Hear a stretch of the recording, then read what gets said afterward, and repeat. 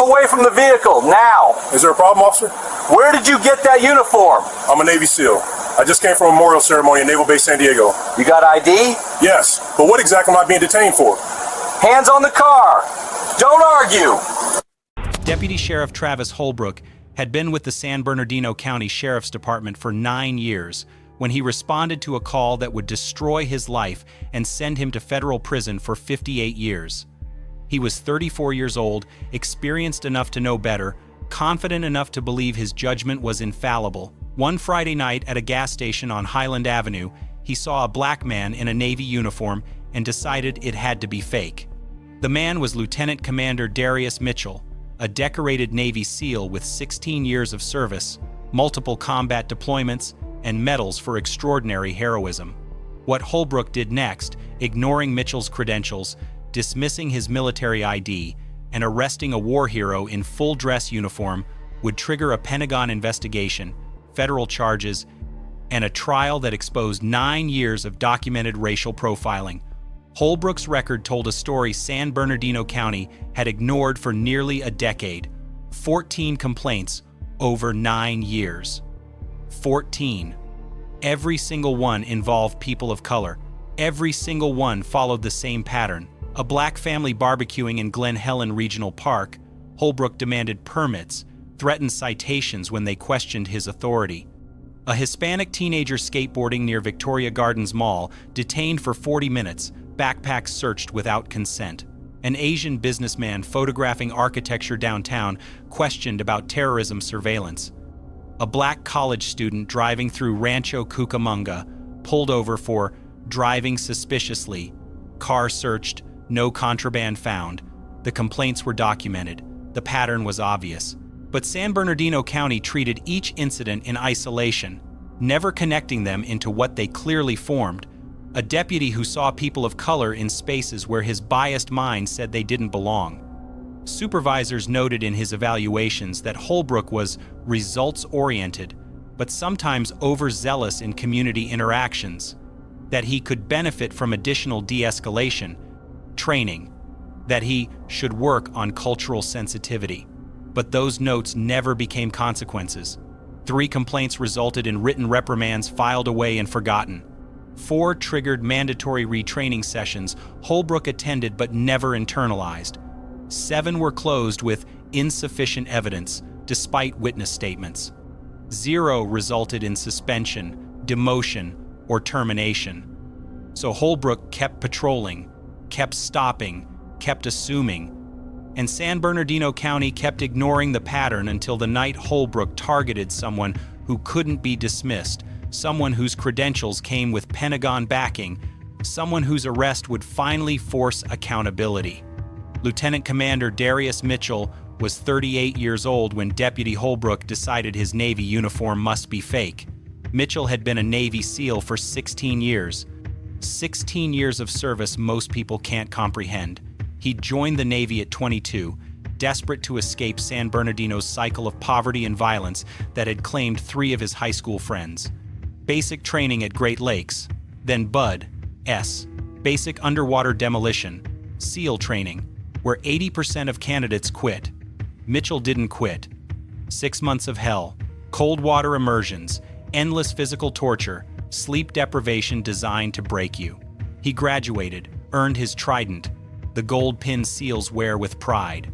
Then the real work began. First deployment to Iraq in 2009, Ramadi, clearing buildings, hunting high-value targets, watching teammates take fire. Second deployment to Afghanistan, Helmand Province, 8 months in the mountains, ambushes, IEDs, missions classified even now. Third, deployment back to Iraq, Mosul, the fight against ISIS, operations so intense Mitchell still had nightmares. Syria, Yemen, Somalia, places the American public never heard about, missions that never made the news. In 2016, during an operation in northern Iraq, Mitchell's team was ambushed. 8 SEALs pinned down by heavy machine gun fire, RPGs exploding, teammates wounded.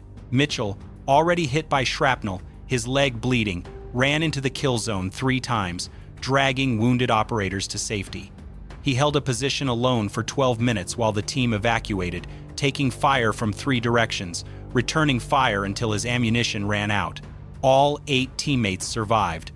Mitchell earned the Navy Cross, the second highest military decoration for valor, just below the Medal of Honor. The citation described extraordinary heroism under fire and complete disregard for personal safety. He also earned the Purple Heart for his wounds and the Bronze Star with V device for valor in a separate operation. His chest held ribbons most civilians wouldn't recognize, but every service member respected. Combat Action Ribbon, Iraq Campaign Medal with 4 stars, Afghanistan Campaign Medal, NATO Medal, ribbons representing years of sacrifice. That Friday night in October, Mitchell was driving through San Bernardino in his Navy service dress blue uniform, the formal military attire worn for ceremonies and official functions.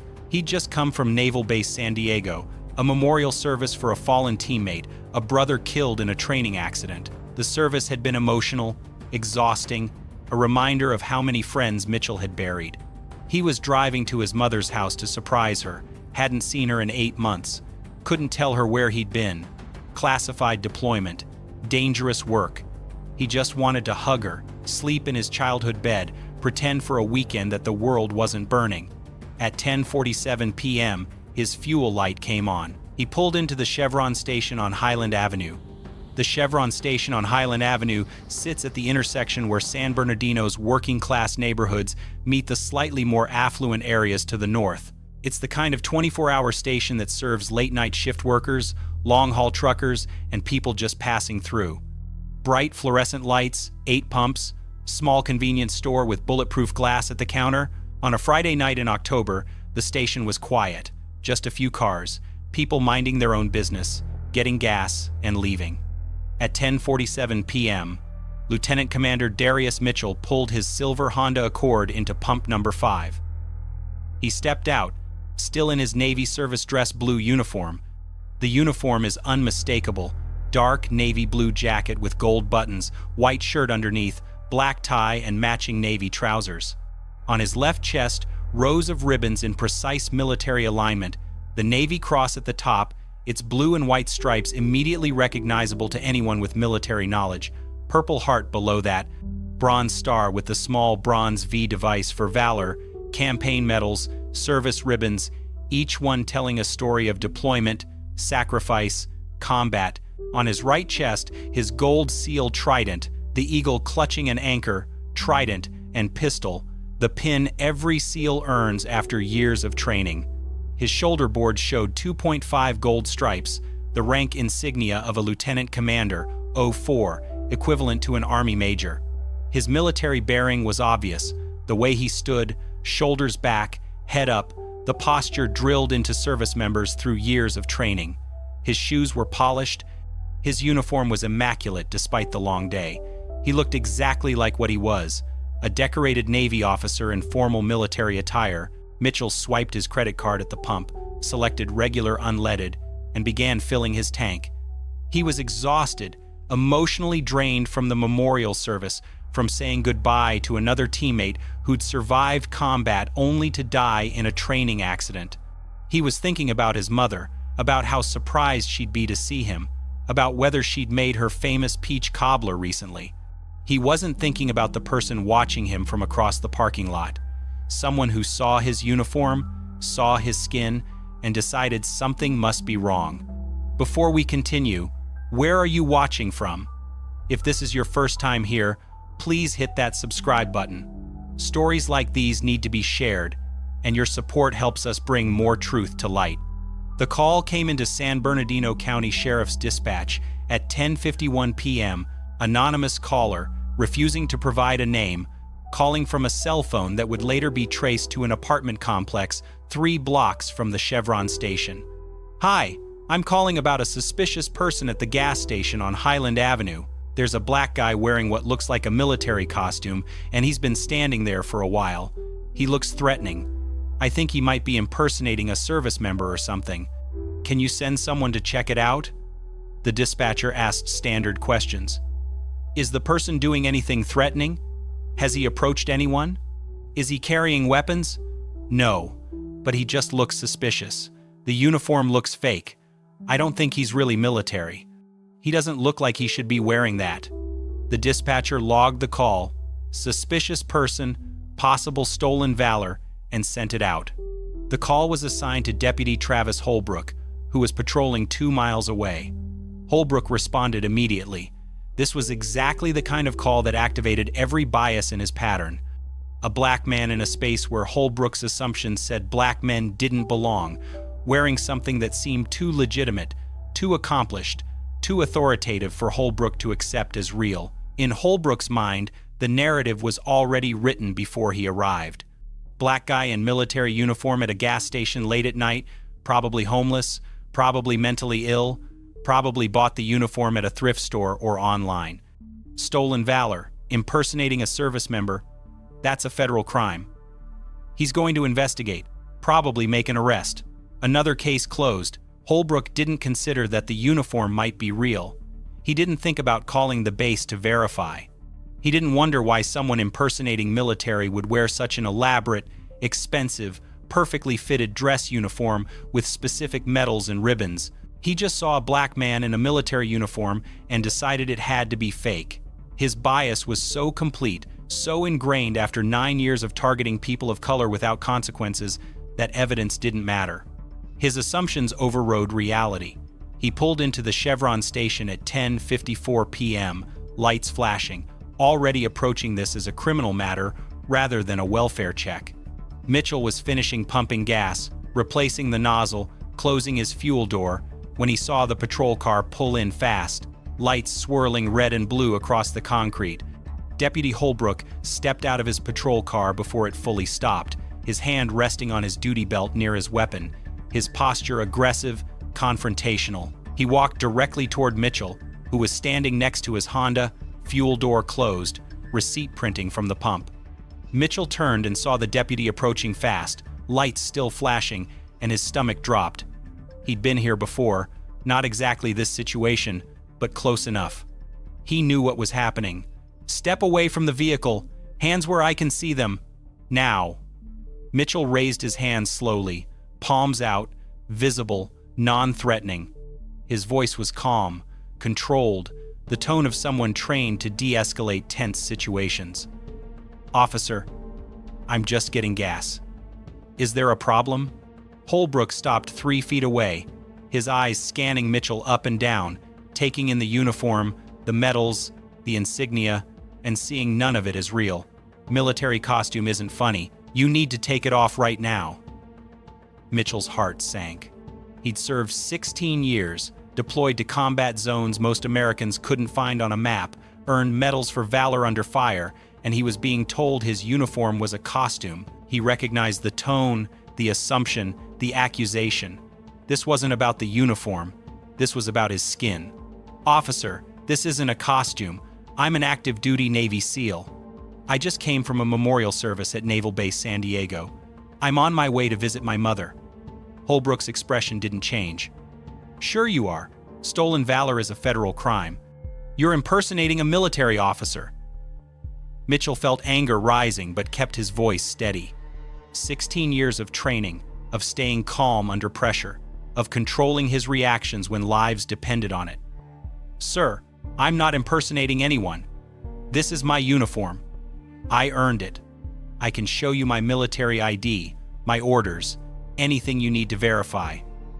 I don't need to verify anything. I can see what's happening here. Holbrook stepped closer, his voice harder.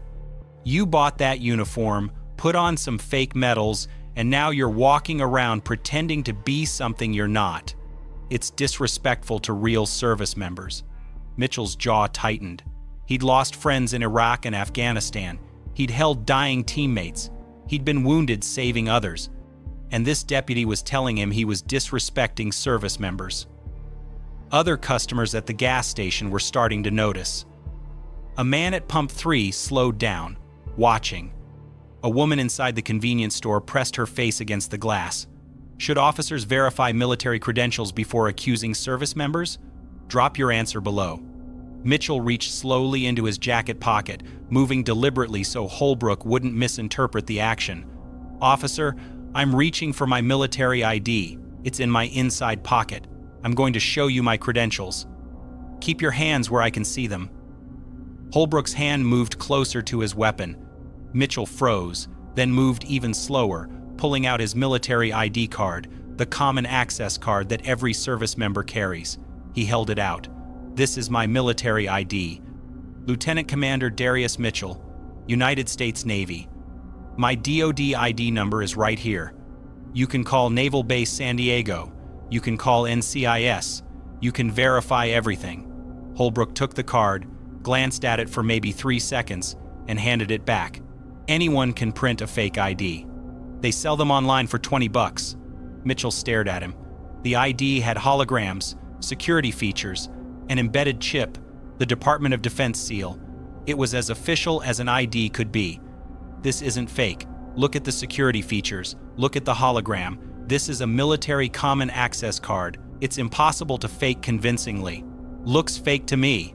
Mitchell pointed to his chest, to the rows of ribbons precisely aligned. These ribbons, these medals, they're in the correct order according to military regulations. The Navy Cross, Purple Heart, Bronze Star with V device. These represent specific awards. You can verify every one of them. Anyone can buy fake medals online. I've seen it before. Holbrook's voice was flat, dismissive. Mitchell's patience was wearing thin, but he kept trying. Sir, I'm asking you to make one phone call. Call the Naval Special Warfare Command duty officer. Call NCIS. They can confirm my identity in 5 minutes. I'm not asking you to take my word. I'm asking you to verify through official channels. I don't need to call anyone. I can tell what's real and what's fake.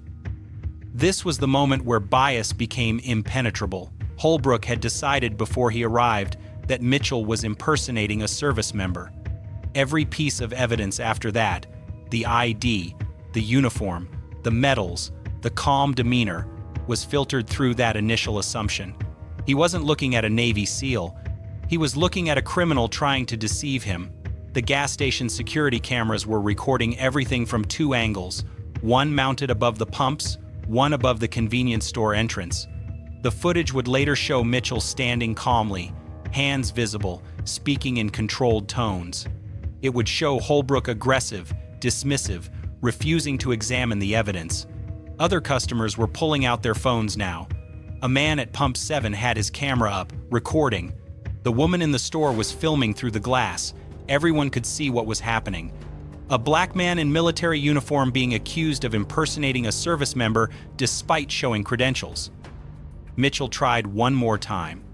Officer Holbrook, reading the nameplate, I'm Lieutenant Commander Darius Mitchell. I've served 16 years in the Navy, 12 as a SEAL. I have my military ID, my orders in my car, my leave papers. I'm asking you to verify my credentials before this goes any further. Holbrook's voice turned hard, commanding. Take off that uniform right now. You're not authorized to wear it. Remove it immediately. Mitchell stared at him, processing what was being demanded. Strip out of his dress uniform at a gas station under fluorescent lights with strangers watching? Remove the uniform he'd earned through blood and sacrifice? I'm not stripping out of my dress uniform at a gas station, sir. This is my uniform. I'm authorized to wear it. I'm an active duty officer. That's a direct order. Remove the uniform or I'll remove it for you. Mitchell's voice remained controlled, but the edge was unmistakable.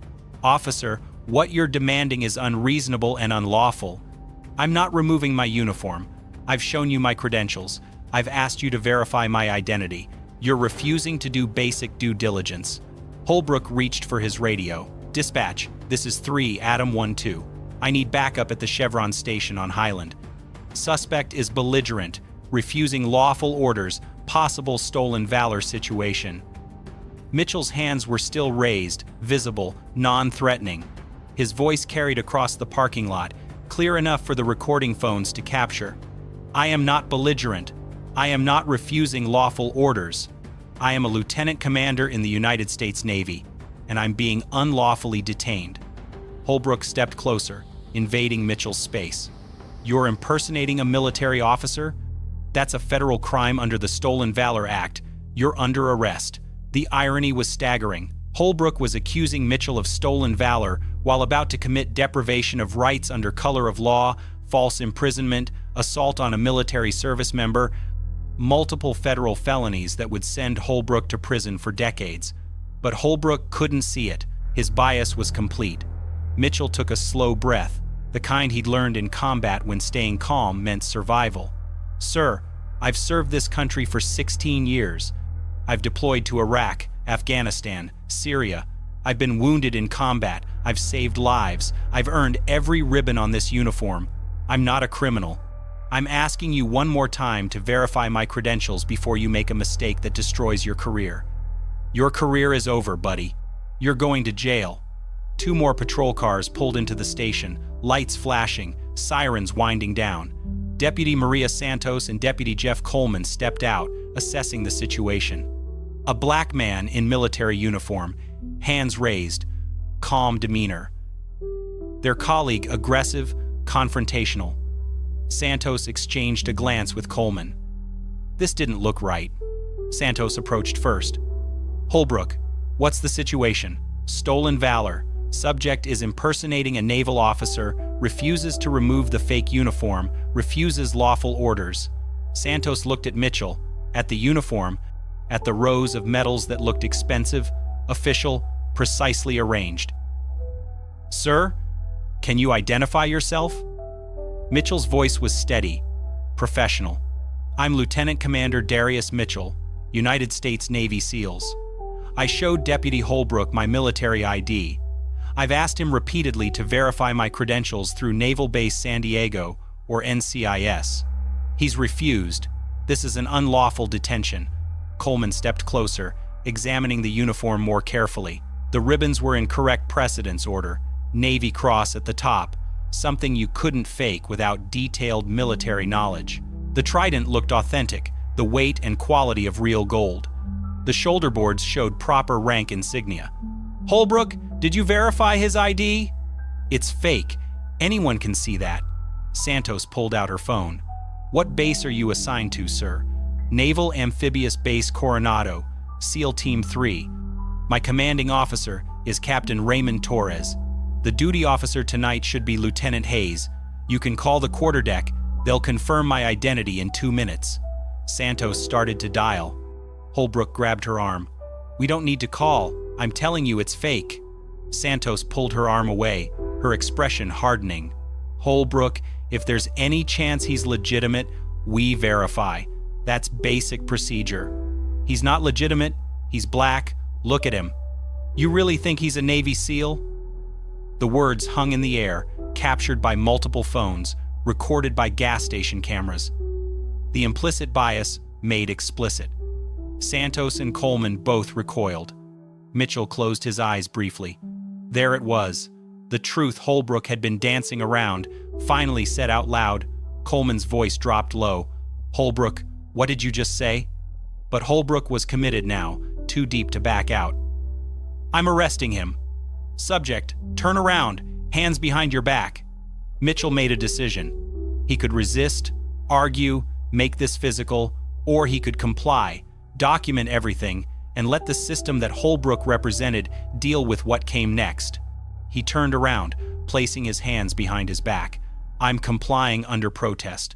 I am Lieutenant Commander Darius Mitchell, active duty United States Navy SEAL. This arrest is unlawful. I've committed no crime. I've shown proper identification. I've requested verification through official channels. This is being recorded by multiple witnesses and security cameras." Holbrook pulled out his handcuffs and snapped them on Mitchell's wrists, deliberately tight, the metal cutting into skin.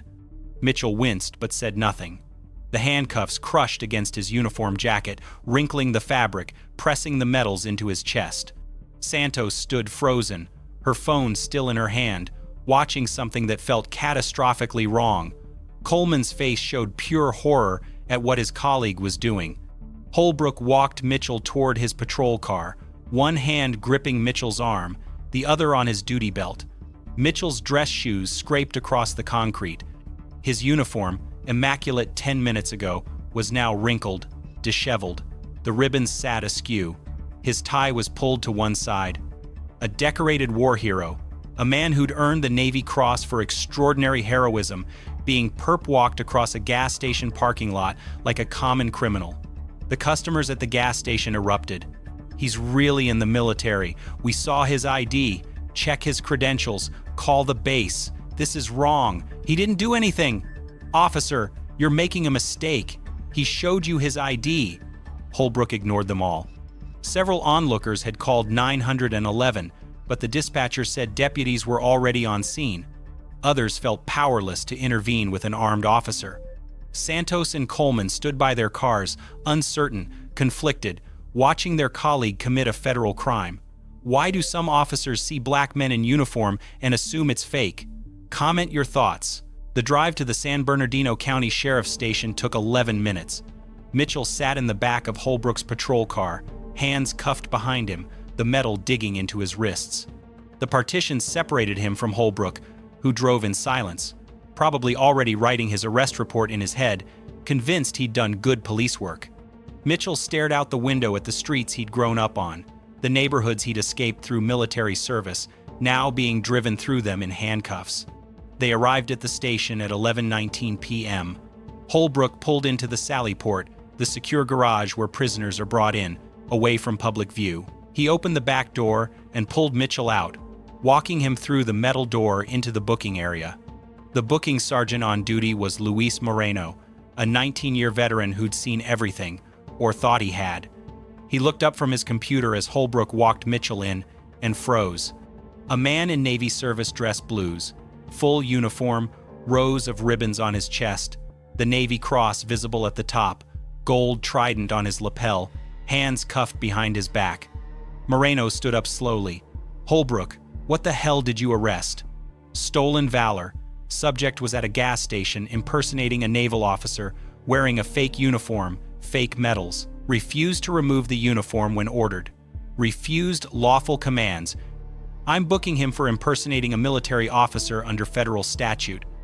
Moreno walked around his desk, approaching Mitchell, examining the uniform more closely. The ribbons were in perfect order, arranged according to military precedence regulations. The Navy Cross, Navy and Marine Corps Medal, Purple Heart, Bronze Star with the small V device, Defense Meritorious Service Medal, Joint Service Commendation Medal, campaign ribbons from Iraq and Afghanistan. The uniform fit perfectly, tailored, expensive. The shoes were polished to a mirror shine. The trident looked like real gold, not costume jewelry. "Sir, what's your name?" "Lieutenant Commander Darius Mitchell, United States Navy, serial number N4378921. I showed Deputy Holbrook my military ID. I asked him to verify my credentials. He refused." Mitchell's voice was calm but carried the exhaustion of someone who'd been fighting an absurd battle for the past 30 minutes. Moreno held out his hand. "Can I see your ID?" Mitchell nodded toward his jacket pocket. "Inside left pocket." Moreno carefully reached into Mitchell's pocket and pulled out the common access card. He examined it under the bright booking area lights. Hologram intact, embedded security chip visible, Department of Defense seal embossed. Photo matched the man standing in front of him. The ID showed rank, Lieutenant Commander 04, Branch of Service, United States Navy, expiration date 18 months from now. Moreno turned to Holbrook. "This looks real. It's fake. Anyone can print those." Moreno had seen fake military IDs before. They were usually obviously counterfeit, printed on regular cardstock, no security features, wrong fonts. This wasn't that. This had weight, texture, multiple security layers. "Holbrook, this has an RFID chip. You can't fake that." He walked back to his desk and picked up his phone. "What base are you assigned to, Commander?" "Naval Amphibious Base Coronado, SEAL Team 3. Moreno dialed the number for NAB Coronado Quarterdeck, the 24-hour duty station. It rang twice. "Quarterdeck, Petty Officer Hayes speaking. This is a non-secure line. This is Sergeant Moreno, San Bernardino County Sheriff's Department. I need to verify the identity of someone claiming to be one of your personnel. Lieutenant Commander Darius Mitchell says he's assigned to SEAL Team 3. There was a pause, the sound of typing. "Stand by, Sergeant." The wait felt like forever, but lasted maybe 90 seconds. Hayes came back on the line, his voice more formal. "Sergeant, I can confirm Lieutenant Commander Darius Mitchell is an active duty officer assigned to Naval Special Warfare Group 1, SEAL Team 3. What's the nature of your inquiry?" Moreno's face went white. "He's been arrested." "Arrested? For what?" "Hold on." Moreno looked at Holbrook, then at Mitchell, then back at Holbrook. "He's real. He's an active duty SEAL Team 3 officer. You arrested a Navy SEAL." Within 6 minutes of that phone call, the situation escalated beyond anything San Bernardino County Sheriff's Department had ever handled. Petty Officer Hayes immediately notified his officer of the deck. The OOD notified the command duty officer. The CDO notified the SEAL Team 3 commanding officer, Captain Raymond Torres, at his home. Torres, knowing Mitchell had been at a memorial service that evening and was heading to visit family, immediately understood something had gone catastrophically wrong. At 11:31 p.m., Torres called the Naval Criminal Investigative Service duty officer in San Diego. "This is Captain Torres, SEAL Team 3. One of my officers, Lieutenant Commander Darius Mitchell, has been arrested by San Bernardino County Sheriff. I need NCIS involved immediately." The NCIS agent, Special Agent Kellerman, pulled up Mitchell's service record on his computer as Torres spoke. Combat deployments, Navy Cross, Purple Heart, active security clearance, 0 disciplinary issues. "Captain, what are the charges?" "Unknown, but he was in dress blues heading to visit his mother. Whatever happened, this needs federal attention. NCIS notified Naval Special Warfare Command Headquarters. NSW Command has a direct line to the Pentagon for situations involving special operations personnel." By 11:47 p.m., the duty officer at the Pentagon's Naval Operations Center was briefed. A Navy SEAL, decorated combat veteran, arrested in California under unclear circumstances. This wasn't a local matter anymore. At 12:03 a.m., Navy JAG, Judge Advocate General's Corps, attorneys at Naval Base San Diego were activated. 2 senior military lawyers began preparing to drive to San Bernardino. Pentagon public affairs officers were notified, preparing for what could become a national story. At 12:15 a.m., Captain Torres personally called Sheriff Robert Decker at home. Decker, roused from sleep, listened as Torres explained, with barely controlled anger, that one of his officers, a decorated SEAL with 16 years of exemplary service, had been arrested at a gas station for wearing his uniform. "Sheriff, Lieutenant Commander Mitchell holds a top-secret, sensitive compartmented information clearance. He's been on classified deployments. He's earned the Navy Cross for extraordinary heroism, and one of your deputies arrested him for stolen valor. I have Navy JAG en route. I have NCIS involved. And I'm about to notify the Secretary of the Navy that one of my SEALs was arrested for being black in uniform."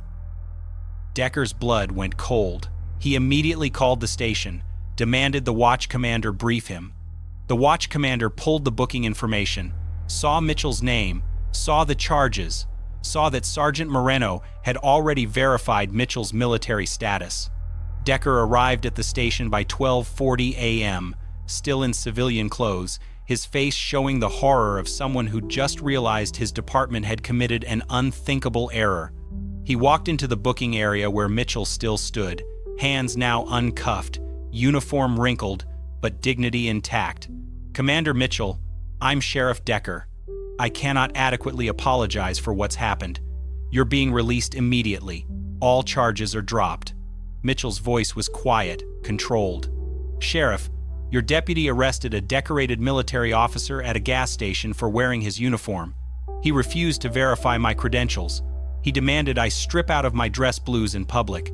He handcuffed me in front of witnesses. This isn't something an apology fixes." Decker nodded, his face pale. "I understand, sir. We'll conduct a full investigation." "The Pentagon is already conducting their investigation, Sheriff. This is out of your hands now." While Mitchell stood in the booking area waiting for the sheriff to process his release, His complete service record was being pulled up on computer screens from San Diego to Washington, D.C. Every deployment, every mission, every award, every evaluation was being reviewed by Navy leadership, NCIS investigators, Pentagon officials, and within hours, the U.S. Attorney's Office. The record painted a picture that made Holbrook's arrest not just wrong but obscene. Darius Mitchell had enlisted in the Navy at 22 years old, scored high enough on the ASVAB to qualify for any rating, chose to attempt BUD-S training. He'd survived Hell Week, the infamous 5.5 days of continuous training with maximum 4 hours of sleep total. He'd survived the pool competency tests where instructors tried to drown you to test your calm under pressure. He'd survived the cold, the pain, the instructors designed to break you. 78% of his class quit. Mitchell graduated, earned his trident, became a Navy SEAL. First deployment came in 2009. Iraq, Ramadi, and Fallujah. Clearing buildings, hunting high-value targets, combat operations that lasted months. Second deployment, Afghanistan. Helmand Province, 2011. Hunting Taliban commanders in the mountains. 8 months of firefights and IED threats.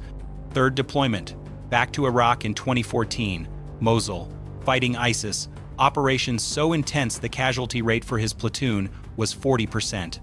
Fourth deployment, Syria, 2016, classified operations against ISIS leadership. Fifth deployment, Yemen, 2018, counter-terrorism missions the American public never heard about. Sixth deployment, back to Afghanistan, 2019, training Afghan special forces while conducting direct action missions. 6 combat deployments over 12 years as a SEAL. Most Americans serve 1 deployment their entire career. Mitchell had 6. In 2016, during an operation outside Mosul, Mitchell's 8-man SEAL team was ambushed while securing a compound. Heavy machine gun fire from 3 directions, RPGs exploding, walls collapsing. 2 teammates were hit immediately, wounded, unable to move. Mitchell, already hit by shrapnel in his left leg, bleeding, his uniform soaked with blood, ran into the kill zone. He dragged the first wounded SEAL to cover, 40 yards under continuous fire. Ran back into the kill zone for the second. Then a third teammate was hit. Mitchell went back again. He held a defensive position alone for 12 minutes while the team called for air support and evacuated the wounded. He fired his M4 until the magazine